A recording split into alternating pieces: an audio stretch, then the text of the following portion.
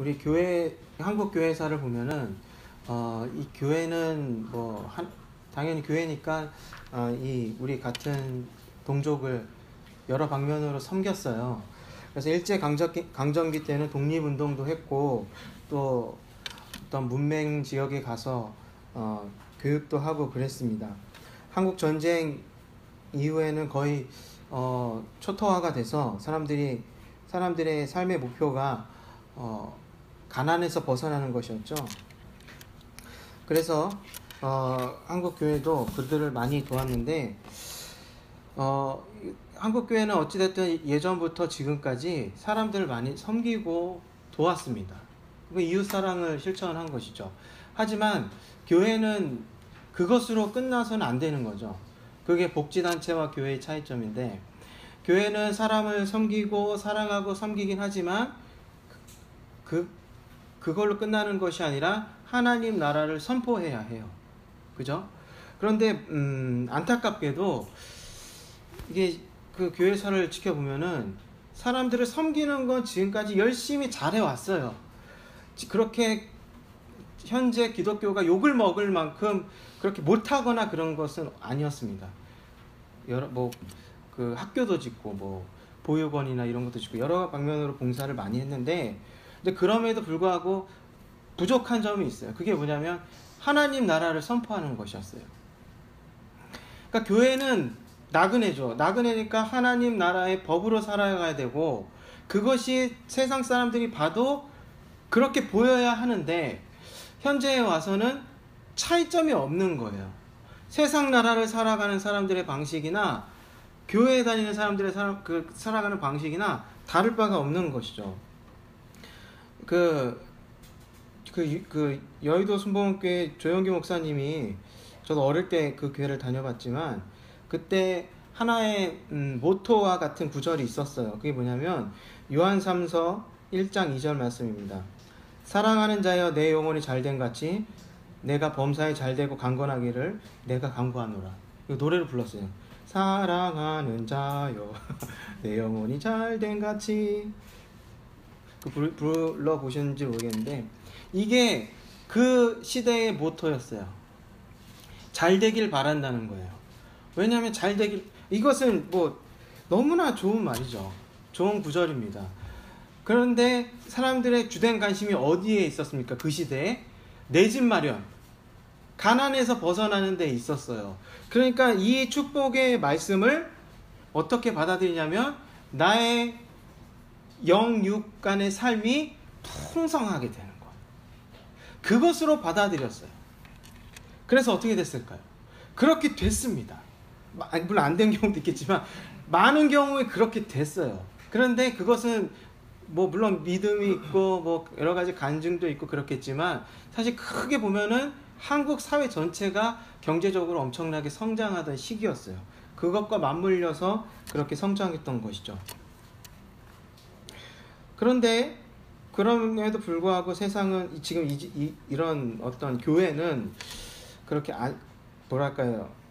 아직 약자를 돌보거나 약자에 관심을 갖거나 이런 데는 많이 부족한 모습을 보이고 있어요. 전에도 말씀드렸지만 교회 사람이 거의 본능처럼 정의보다는 정결에 더 민감하다고 말씀을 드렸죠. 그러니까 정의로운 데는 물론 마음으로 동의하지만 선뜻 행동하기가 어려운데, 정결한 것, 특히 그러니까 오염된 것이 나한테 이렇게 묻을까봐, 내가 오염될까봐, 전염될까봐, 그거에 대해서는 엄청나게 민감하단 말이에요. 그래서 많은 보수적인 대형 교회들이 뭘 주장하냐면 동성애 반대, 이슬람 반대를 주장을 하죠. 그런 반면에 이렇게 사회가 양극화가 됐음에도 불구하고 그런 약자에 대한 목소리는 거의 없다시피 합니다. 그렇게 된 거죠. 그러다 보니까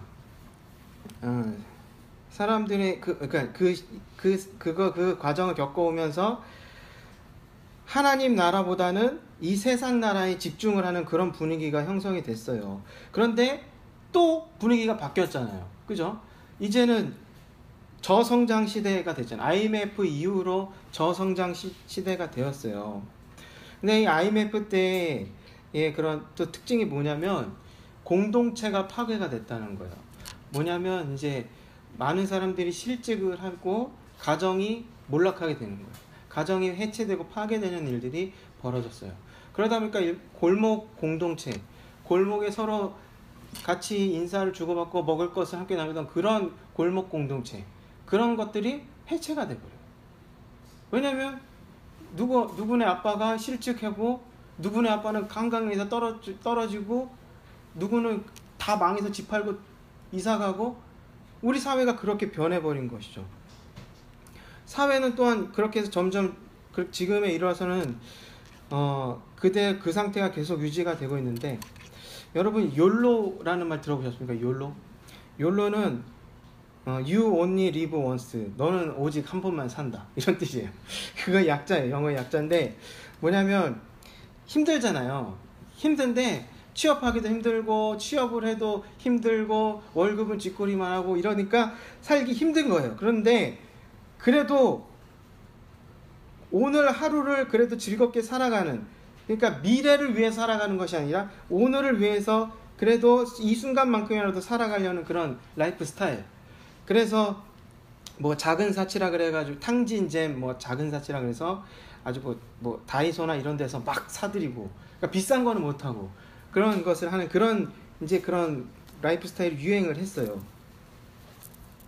반면에 또 요새 이게 새로 생긴 트렌드가 뭐냐면 전략이라는 것입니다. 김생민이라는 사람 아십니까? 김생민이라는 사람이 이제 그 TV에서 리포터로 많이 활동하는 사람인데, 이 사람이 정말 짠돌이래요. 정말 짠돌이. 김생민에게 돈은 쓰지 않는 것이라는 것입니다. 돈은 쓰지 않는 것. 커피는 신동엽이 사주면 마시는 것. 뭐 이런 거래요. 유재석인지 신동엽인지 그렇게 생각을 한다는 거예요. 정말 짠돌이로 이제 유명한 사람인데, 이 사람이 팟캐스트라고 이제 인터넷 방송 같이 그런 것을 했었는데 이제 요 최근에 공중파로 옮겼어요. 그래서 김생민의 영수증이라는 프로그램을 합니다. 근데 되게 인기가 많아요. 그래서 어떻게 하면 절약할 수 있는지 뭐 이런 등등의 얘기를 하는데 재미가 있어요. 뭐 되게 기발한 생각들을 많이 하거든요. 배가 아프면 소화제를 먹지 말고 뛰래요. 뭐 그런 등등의 얘기를 하고 막 이러는데, 그러니까 이것이 무엇을 반영하냐면 욜로를 외치며 살아가기에는 미래가 너무 암울하다는 거예요. 미래를 외면할 수 없다는 거예요. 그러니까 오늘을 아껴야 된다는 것이죠. 그러니까 지금 우리 사회에는요, 이 두 가지가 동시에 있는 거예요. 욜로를 추구하는 스타일, 또 전략을 추구하는 스타일. 근데 이게 욜로가 지나고 절약하는 시대로 바뀌는 게 아니라 이 두 가지가 동시에 있는 거예요. 과거에 우리 부모님 세대들은 미래를 위해 살았어요. 미래를 위해서 현재를 참았어요. 그럼 미래에 그 풍성한 삶, 좀 윤택한 삶, 내 집을 마련하고 이런 것이 예상이 됐단 말이에요. 그래서 오늘을 희생하며 살았지만 지금 우리 시대는 오늘을 희생을 해도 미래에 나아진다는 보장이 없고, 또 오늘만 열심히 살자니 미래가 어두운 거예요. 이제 그런 사회가 됐죠. 그러다 보면 사람들이 어떻게 되겠습니까? 아까 말씀드렸지만 이 골목 공동체도 다 이제 무너지고 없어진 거예요. 각자 살아가잖아요. 그 응답하라 1988 뭐 이런 뭐 유행했던 드라마를 보면 다 골목 공동체 얘기예요. 골목에 가서 뭐 누구 반찬 더해서 어디 갖다 주고 그런 공동체가 서울에도 있었는데 이제는 없잖아요. 그러다 보니까 사람들이 점점 마음이 각박하게 돼요. 여유가 없어지는 거예요. 그런데 우리가 함께 우리가 읽은 이 성경 말씀을 보면 상당히 비현실적인 거예요, 사실. 우리가 상당히 비현실적인 얘기가 많아요. 일단 하나님 나라라는 것이 얼마나 꿈 같은 이야기입니까? 죽어야 가는 곳이라고만 생각을 하지 현실과는 크게 상관이 없다고 생각을 해요. 그런데 이 성경의 메시지를 들으면은 어떤 것을 성경이 기대를 해요? 자신의 삶을 돌아보고, 자기의 삶을 돌아보고, 회개하고, 예수님을 따르는 삶. 이런 것을 성경이 기대하는 거 아니겠어요? 근데 그러려면 뭘 해야 돼요? 내 삶을 돌아봐야 되잖아요. 그런데 돌아볼 시간이 있어요, 없어요? 그럴 여유가 있어요, 없어요? 없는 거예요. 그런데 하나님은 필요하죠. 하나님 나라는 받아들이기 어려워도 그걸 생각할 여유는 없어도 하나님은 필요해요. 왜 그러냐면 내 삶을 위해서 필요한 거죠. 그러니까 결국 그거예요. 우리가 살아가는 사회의 원리는 뭡니까? 민주주의, 자본주의 뭐 이런 거 아니겠어요? 그러니까 자본주의 아니겠습니까? 이제 자본주의 사회에서는 자본주의이기 때문에 자본이 많은 사람이 잘 살아요. 자본가들이 잘 살아요. 그러니까 돈으로 돈을 버는 사람들이 잘 살아요. 반면에 노동자들은 못 살아요. 돈이 뭐 없어서 그냥 자기 삶만 겨우 유지가 돼요. 그러니까 경기가 잘 되면 자기 삶을 유지하고 안 되면 그냥 뭐 맨날 양극하고 맨날 빚쟁이로 살고 이러는 거예요. 그러다 보니까 하나님이 필요한데 어떤 하나님이 필요하냐면 자본주의 하나님이 필요한 거예요. 자본주의 하나님. 자본주의 신이 되길 원하는 거예요. 근데 우리가 오전에 말씀드렸죠. 요한복음 1장에서 요한이 얘기하는 것은 뭐냐면 로고스를 얘기하지만 그 당시에 로마 그리스 사람들이 생각하던 그런 로고스, 그런 세계가 아니라 전혀 다른 하나님의 세계를, 하나님의 나라를 로고스를 사용해서 설명한 거였어요. 그러니까 하나님은요, 우리에게 무엇을 말씀하시냐면 하나님 나라를 말씀하세요. 그런데 우리는 자본주의의 하나님이 되어주세요 라고 요구하는 거예요. 즉 우리가 사는 세상의 하나님이 되어주세요. 우리가 살아가는 이 세상의 원리에 맞는 하나님이 되어주세요. 그런 요구를 하는 것이죠. 그런데 어떻게 보면 하나님도 그렇게 우리가 그런 생각을 하게 하는데 일정 부분 책임이 있어요. 왜 그러냐면 도와주시잖아요. 기도에 응답하시잖아요. 하나님 취업하게 해주세요. 그러면 뭐 본인이 인정하든 안 하든 어쨌든 기도를 열심히 해서 취업을 하면 하나님의 은혜가 하나님 도와주셨구나 이렇게 고백하게 되죠. 또 뭐 여러 가지 경제적인 데 있어서도 기도를 하면 또 도움을 얻게 되죠. 거 봐요. 하나님 도와주시잖아요. 이 세상 원리에 따라 도와주시잖아요. 그럼 예수님도 그러셨단 말이에요. 예수님께서 공생의 동안에도 그러셨어요. 배고픈 사람에게 배불리 먹으셨어요. 질병에 걸려서 아픈 사람의 병을 고쳐주셨어요. 귀신 들린 사람의 귀신을 내쫓아줬어요. 사람들은 자기의 삶에서 가장 필요한 것, 가장 갈급한 것 예수님을 통해서 얻었어요. 그래서 구름같이 예수님을 쫓아다녔단 말이에요. 그랬더니 예수님께서 뭐라고 말씀하시냐면 요한복음 6장 26절에 예수께서 대답하여 이르시되 내가 진실로 진실로 너에게 이르노니 너희가 나를 찾는 것은 표적을 본 까닭이 아니요 떡을 먹고 배부른 까닭이로다. 이렇게 얘기해요. 예수님께서 그들의 필요를 채워주시고 욕구를 채워주셨어요. 그들의 입장에서 봤을 때는. 그런데 예수님은 그걸 뭐라고 말씀하시냐면 표적이라고 말씀하세요. 표적은 뭐냐면요, 단순히 매직쇼가 아니에요. 표적은 분명한 목적을 갖고 있어요. 그게 뭐냐면 예수님께서 하나님의 아들이시고 하나님 나라가 도래했다는 거예요. 그러니까 예수님께서 베푸신 기적들은 뭐냐면 하나님 나라를 맛보게 한 거예요.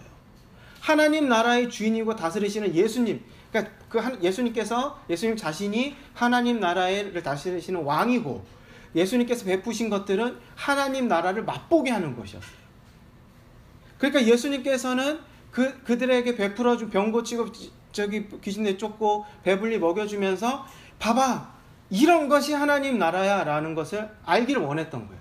그런데 그것을 맛본 사람들은 철저하게 자기중심적으로 그 세상의 관점으로만 바라봤던 것이죠.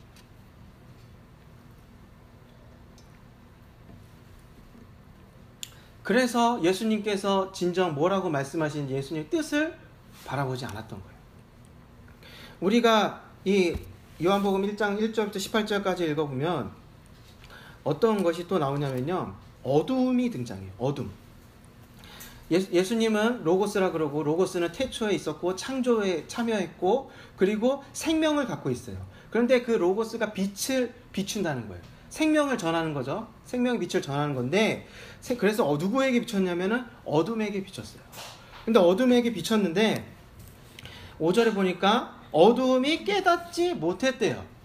근데 여러분 어두움의 입장에서 한번 볼게요. 어두움이 있었어요. 어두움이 있는데 갑자기 빛이 비쳐요. 어두운데 빛을 비추면 어떻게 됩니까? 어둠이 사라지죠. 그럼 어두움이 좋겠어요, 나쁘겠어요? 그렇죠. 열받잖아요. 이게 5절에 어두움이 깨닫지 못했다라고 했는데, 이 깨닫다라는 동사가 또 다른 뜻이 있는데, 그게 뭐냐면 이기다 또는 얻다라는 뜻이 있어요. 그래서 어떻게 번역할 수 있냐면 어둠이 이기지 못했더라 또는 어둠이 빛을 얻지 못했더라, 이렇게 해석해도 가능해요. 그러니까 이거예요. 빛이 어둠에 비쳤어요. 근데 어둠이 가만히 있습니까? 아니요. 저항해요. 싸워요. 그랬는데 어둠이 빛을 이기지 못했다는 거예요. 또는 어둠이 빛을 달래가지고 그러지 말고 잘 살아보자 하고 회유해가지고 빛을 얻었는가? 빛을 얻지도 못했다는 거예요. 그것을 자세하게 풀어서 얘기하는 게 이제 9절 이하죠. 참빛 곧 세상에 와서 사람에게 비치는 빛이 있었나니 그가 세상에 계셨대요. 세상에 왔는데 세상이 그 로고스로부터 창조되었으므로 불구하고 창조주를 창조주께 순종하지 않았고, 또 11절에 보니까 자기 백성이 영접하지 않았다. 그러니까 왕이 왔는데 자기 백성이 영접하지 않았어요. 그런 상황이 벌어진 것이죠. 그러니까 이 세상과 자기 백성은 결국 어디 가운데 있는 것입니까? 어둠 가운데 있는 거예요. 예수님이 누구의 손에 죽었죠? 네. 그럼 누가 죽인 거죠? 죽인 주체가 누구죠? 유대인들이잖아요. 근데 유대인 중에서 누구? 종교 지도자들이었어요. 종교 지도자들. 그 유대교라는 게 뭡니까? 하나님을 섬기는 거 아니겠어요? 하나님을 섬기는 거, 하나님이 이 땅에 오셨는데 잡아 죽였어요. 이게 엄청난 아이러니며 모순인 거예요. 그랬는데 결국 그들이 어둠이죠. 근데 어둠이 저항을 하는 거예요. 그럼 어둠이 지키고자 하는 건 뭐였을까요? 어둠 그 자체죠. 근데 이 당시에 이 종교 유대교의 상황을 보면은 전에도 한번 설명드린 적이 있는데, 여기 이들의 그때 상황을 보면 그 사두개인이나 바리새인들, 율법을 온전하게 지킬 수 있는 여유가 있었던 사람들. 왜냐면 사두개인들은 성전의 제사장이라든지, 그러니까 성전을 이제 바탕으로 한 지도자들이었고, 바리새인들은 삶도 한 중산층 이상으로 여유가 있고 성경 연구하는 그런 선생님들 같은 그런 부류였어요. 그런데 이 성전은 또한 성전 세금을 걷었어요. 그런데 이 당시에 그런 그 이스라엘의 토지 상황을 보면 대부분 이 예루살렘에 있는 부자들이 지방에 있는 땅을 다 갖고 있었어요. 그러니까 모든 돈이 다 성전이나 예루살렘으로 몰리고, 그러니까 뭐 서울 사람들이 지방 땅 다 가지고 있는 셈이죠.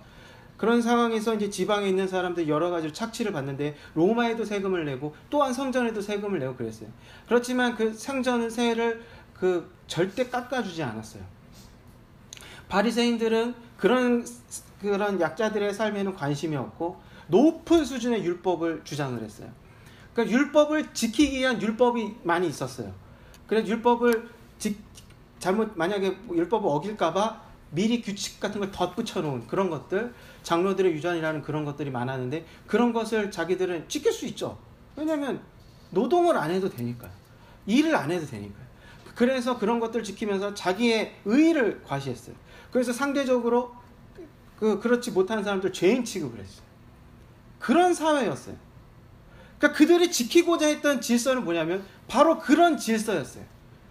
있는 자들이, 종교나 재물이나 그런 것들 가진 자들이 의인이 되고 약자들은 죄인을 만드는 그런 질서였어요. 근데 예수님이 오니까 바로 잡으려고 하잖아요. 그러니까 매달아 죽인 거예요. 그런데 이 어두움이 지키고자 했던 그런 질서잖아요. 그러니까 그 어둠의 세력들, 어둠에 속한 그 질서를 지키고자 했던 기득권자들이 그걸 매달아 죽인 것이고, 또한 그런데 안타깝게도 그것을 예수님을 매달아 죽이는데, 물론 그 종교 지도자들이 주도를 했지만 또한 그 가운데 누가 동참을 한 거예요? 그냥 일반 유대인들도 다 동참을 했어요. 죽여라 죽여라 외친 사람들은 단순히 그 종교 지도자들의 세력만은 아니었어요. 그리고 예수님을 따랐던 사람들도 다 도망갔죠. 결국 뭐냐면 이 예수님이 죽었을 때만 해도 어둠은 이긴 줄 알았어요. 어둠의 질서를 고수했으니까요. 지켜냈으니까요. 하지만 예수님이 부활하심으로 해서 결국 지게 된 거죠. 어둠의 세력이. 그런데 그 어둠에 속한 사람들은 어떻게 사는 거예요? 결국 그 어둠의 질서가 당연한 줄 알고 살았던 거예요. 당연한 줄 알고 살았다고요. 그들은 바쁘게 살았을 거예요. 그러니까 그 일부의 특권층 빼고는 열심히 살고 세금 내야죠. 입에 풀칠해야죠. 그럼 열심히 살았을 거예요. 그 사회를, 그 질서를 당연하게 받아들이고 살았을 거예요. 그래서 예수님이 오셨지만 예수님이 죽었어요. 아무튼 이 당시에도 그랬고 지금도 그런데 그게 뭐냐면 하나님 나라를 충분히 생각해 볼 여유가 없다는 거예요. 그리고 지금 있는 우리의 질서를 당연한 듯이 받아들이고 살아가요. 그래서 하나님께 요구하는 것은 우리 사회에 맞는, 우리 질서에 맞는 하나님이 되어달라는 거예요. 그러니까 그렇지만 예수님은 그렇게 끝나지 않으셨잖아요. 부활하시고 하나님 나라가 이 땅에 도래하게 하셨죠. 그래서 태어난 게 뭡니까? 교회예요. 교회가 바로 하나님 나라의 그 전방에 있는 기지와 같은 거예요. 그러면 이 교회는, 교회 공동체는 이 요한이 말했던, 이 성경이 말하는 메시지를 받아들인 사람들이에요. 다시 말하면 이 세상의 원리와 질서, 물론 순응하며 살지만 그것보다는 그 우선적으로 하나님 나라의 그 질서와 법대로 살아가는 사람들이란 말이에요. 그러면 이런 사람들은 어떻게 살아가겠습니까? 이 어둠의 질서라는 것은 결국 뭐냐면 억압과 폭력이 있을 수밖에 없어요. 마치 애굽에서 그랬듯이.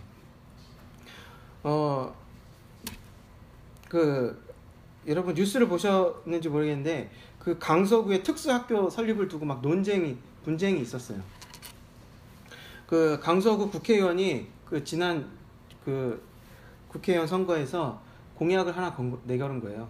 한방병원, 한방병원을 이 강서구에 만들겠다 그랬어요. 근데 국회의원이 된 거예요. 일단 됐어요. 됐는데 마침 그걸 할 만한 부지가 있었대요. 근데 그게 아마 정확히는 잘 모르는데 폐교된 학교였나 봐요.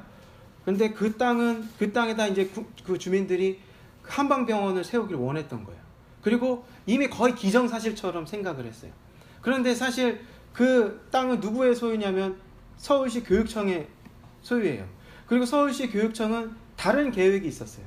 그 자리에 특수학교, 지적 발달 장애 있는 그런 학생들을 위한 그런 학교를 세울 예전 계획이 있었어요. 그런데 이걸 세운다고 하니까 그 주민들이 막 반대를 하는 거예요. 그래가지고 이제 그 뉴스에 나왔던 거는 그 토론회 장이었는데, 그러니까 어느 초등학교 그 강당에서 토론회를 하는데, 이제 찬성 측과 반대 측, 그러니까 특수학교 설립 찬성과 반대 측. 근데 서로 이제 주민들이 몇몇 대표들이 나와서 이제 얘기를 하는데, 그러니까 특수학교를 설립하자라는 사람보다 반대하는 쪽에 목소리가 더 많았어요. 그러니까 5명, 여기 이쪽에 5명 얘기하면 이쪽에서 10명 세운 거예요. 그러니까 아무래도 분위기가 압도적으로 그 한방병원을 설립하자는 쪽이었던 거예요. 왜냐하면 이제 특수학교 짓자는 사람들은 그 장애우들 부모님들이었거든요. 그러다 보니까 그런 상황이었는데, 그걸 보고서 화가 나더라. 아마 여러분들도 그런 뉴스를 보셨으면 화가 났을 거예요. 왜 그러냐면 되게 이기적으로밖에 안 보이는 거예요. 한방병원 지으면 어떻게 됩니까? 집값이 오르잖아요. 집값이 오르면 자기 집도 오르는 거죠. 그래서 알고 보면 그런 거 아니겠어요? 물론 그렇게 표면적으로 얘기는 하지 않겠지만, 그래서 특수학교 짓지 말라는 거예요. 강서구에도 특수학교가 하나 있대요. 근데 주변에 특수학교가 강서구에 하나밖에 없대요. 그러니까 사실 전체적으로 수요를 봤을 땐 부족한 거예요. 그래서 왜 다른 구에 사는 저기 장애우들도 온다는 거예요. 그러니까 우리 여기 부족한 더 짓지 말고 외부에서 온 학생들은 내쫓아 버리고 강서구에 다니는 학생들만 강서구에 있는 특수학교로 보내자고 이렇게 얘기하는 사람들도 있어요. 그럼 나머지 학생들은 어디로 가요? 다른 구에 있는 장애우들은 어디로 가요? 그런 참 비인간적인 말들을 막 하더라고요. 근데 저는 그런 생각이 들었어요. 그 특수학교 설립을 반대하는 사람들이요, 제가 봤을 때는 특별한 사람들이 아니에요. 특별히 나쁜 사람들이 아니에요. 그 사람들도 그냥 우리와 같이 평범한 사람들일 거예요. 어디 가서 욕먹는 사람, 나쁜 사람들만 모아놓은 게 아니라는 생각이 들어요. 다만 어떤 이익이 이런 건수가 있으면, 이익의 어떤 건수가 있으면 그것이 우선이 되는 거죠. 아마도 이 사람들도 개개인별로 따로 보면은 이 사람들도 장애우에 대한 어떤 연민이나 이런 그런 있을 거예요. 그러나 자기 이익이 앞설 때는 그것을 주장을 하는 거예요. 왜냐하면 그래야 내 집값이 오르니까. 내 집값이 오르면 내 자식에게 더 잘해줄 수 있으니까. 그런 생각이 들지 않겠어요? 제가 더 화가 났던 건 이렇게 만든 국회의원이긴 한데, 결국 국회의원들이 싸움 붙이고 주민들께 싸움 붙인 거예요. 국회의원도 그냥 거짓말 한 거예요. 왜냐하면 교육청과 상의 전혀 없이 그냥 질른 거예요. 선거 때 표 좀 더 받으려고 그랬던 거예요. 그러니까 정말 나쁜 사람은 국회의원이긴 한데, 지금 보니까 우리 사회가 그래요. 우리의 삶이 그래요. 개개인별로 보면 되게 평범한데 어떤 이익의 앞에서는 변해요. 그 순간 변해요. 남을 돌아보지 않아요. 남의 새끼보다 내 새끼가 우선인 거예요. 그렇게 변하는 것이죠. 그게 뭡니까? 우리가 살고 있는 질서예요. 우리가 살고 있는 질서라고요. 그런데 생각해보면 모두가 다 패배자예요. 승자 누굽니까? 국회의원.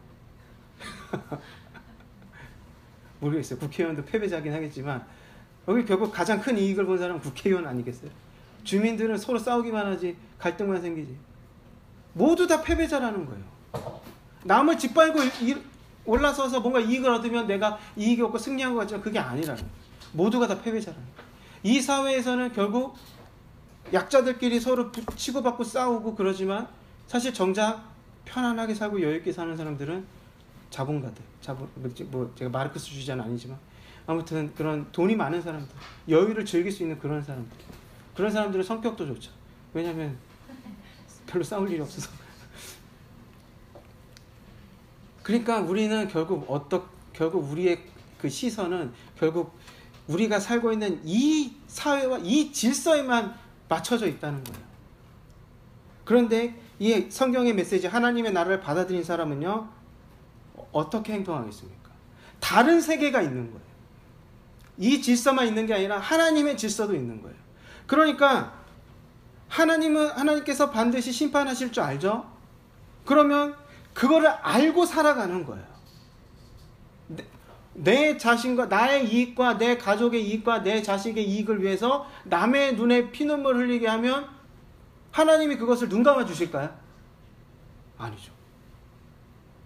오히려 나를 희생해서 사랑으로 누구를 섬기면 그것을 갚아주신다고 하시잖아요. 하나님 나라를 받아들인 사람의 삶은요, 그렇게 다른 거예요.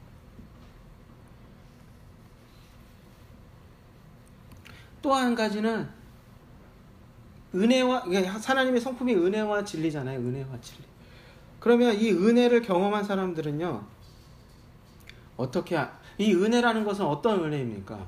어떤 은혜냐면은 독생자 성자 하나님이신 예수 그리스도를 이 세계에서, 이 땅에서 가장 잔인하고 모욕적인 방법으로 죽여야만 했던, 그렇게 해야만 우리의 죄값을 치를 수 있었던 그것을 했던 자비라는 거예요. 그게 자비라고. 그 정도보다 안 되는, 우리의 연약함, 죄, 잘못, 나쁜 습관, 이런 것들은 어떻게 되겠습니까? 그 십자가를 바라보면서 생각해보면 그 십자가의 끔찍함보다 나의 끔찍함이 좀 덜할 거 아니에요. 그죠? 나의 끔찍함이 저 십자가보단 덜할 거 아니에요. 그래서 예수님을 의지할 수가 있는 거예요. 예수님께서 더 큰 일을 하신 거예요. 내 연약함보다 더 큰 일을 하셨기 때문에 의지할 수 있고 또 고백할 수가 있는 거예요. 내 자신의 약점을 고백할 수가 있는 거예요. 이 세상에서 누구에게 나의 약점을 털어놓을 수 있습니까? 세상은 그 약점을 물고 이용하잖아요. 정말 눈탱이 많이 치잖아요. 당하고요. 약점만 보이면 그러잖아요. 그런데 예수님께 다 털어놔도 된다는 거예요. 왜냐하면 자기 독생자 아들을 죽일 만큼 우리를 사랑했기 때문에, 그래서 우린 다 털어놓을 수 있다는 거예요. 그래서 그 자비와 은혜를 의지할 수 있다는 거예요.